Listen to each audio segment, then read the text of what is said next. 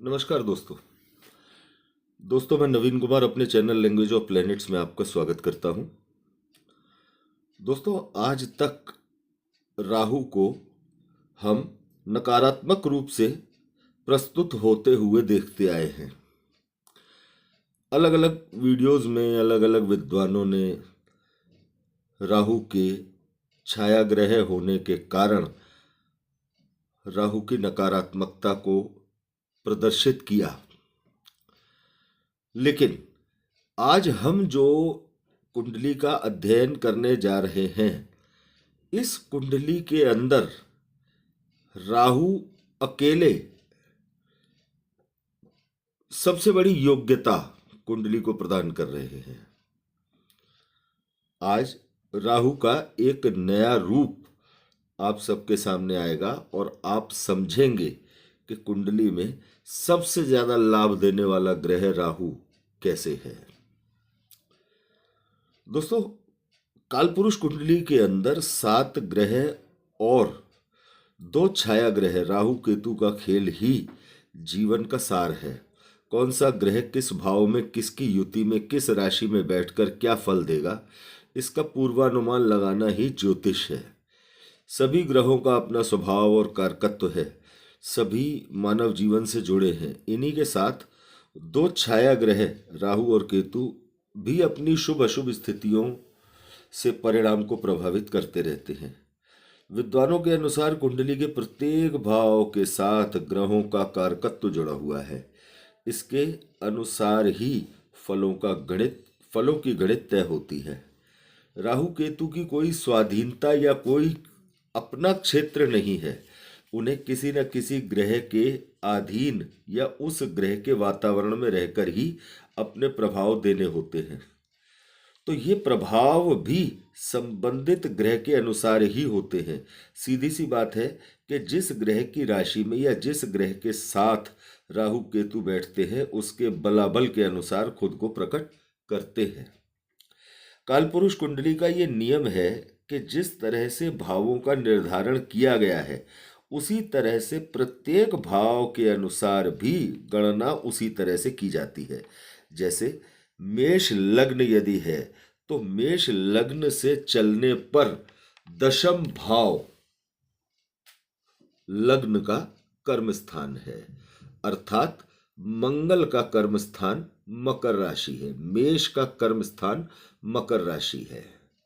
उसी प्रकार से 10म भाव से 10म भाव अर्थात मकर राशि का कर्म स्थान तुला राशि है, क्योंकि 10म भाव से 10म भाव तुला राशि कुंडली का 7म भाव होता है। यह 10म भाव की कर्म भूमि है। तो लग्न से 11th भाव लाभ स्थान है। तो प्रत्येक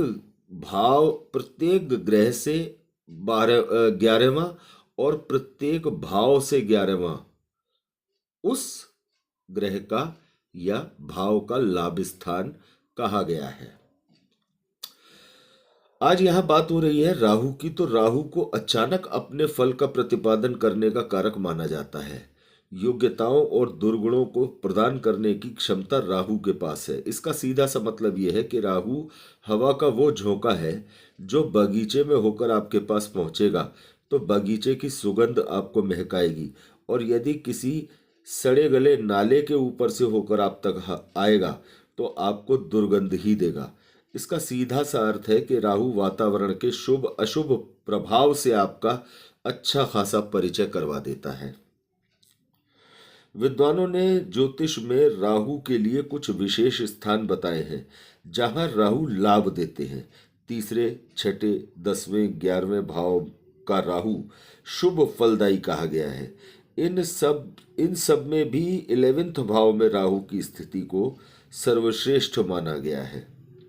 यहाँ बैठकर राहु जातक को वो योग्यता देते हैं कि जातक साम दाम दंड भेद अपने लग्न के बारे में विचार करे और उसे प्राप्त करने के हर संभव प्रयास करे, क्योंकि ये स्थान लग्न का लाभ स्थान है। अब इस स्थिति में यदि लाभ स्थान का स्वामी अपने लाभ स्थान से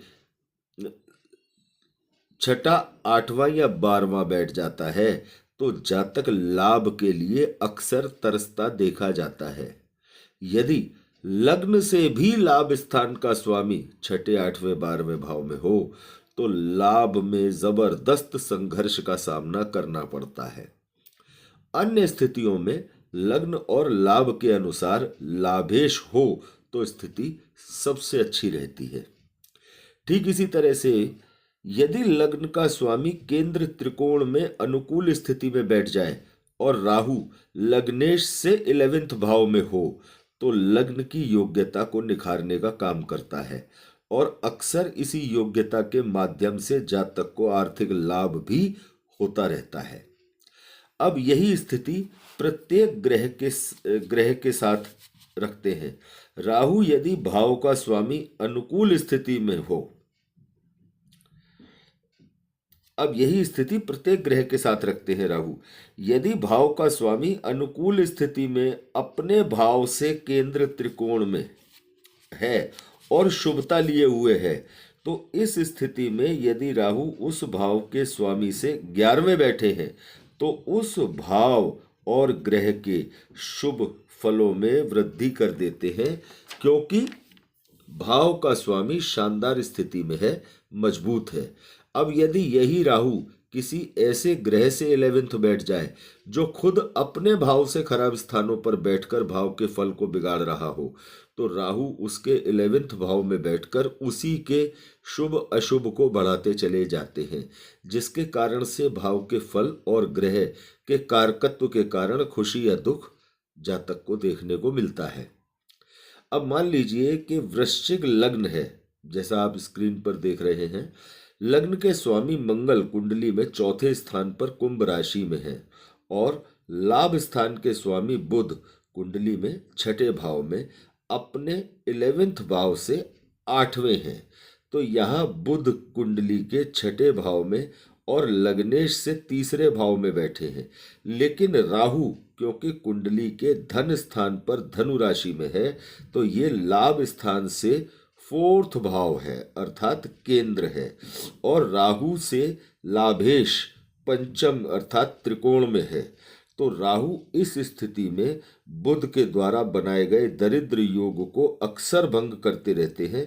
लग्न के स्वामी से 11th अर्थात मंगल से 11वें भाव में और लाभ स्थान के स्वामी बुध से 9वें भाव में बैठकर मंगल को आर्थिक रूप से जरूरत के समय पर धन उपलब्ध करवाते रहते हैं। हालांकि बुध की खराब स्थिति के कारण ये धन स्थायी और ज्यादा बड़ा नहीं होता, फिर भी इस स्थिति में राहु इस कुंडली में कुबेर की भूमिका निभाते हैं। यदि धनेश अपने धन भाव से शुभ स्थानों पर हो, देवगुरु बृहस्पति, जैसा कि आप देख रहे हैं कि देवगुरु बृहस्पति धनु राशि से अगले स्थान यानी कुंडली के तीसरे भाव में नीच के होकर बैठे हैं।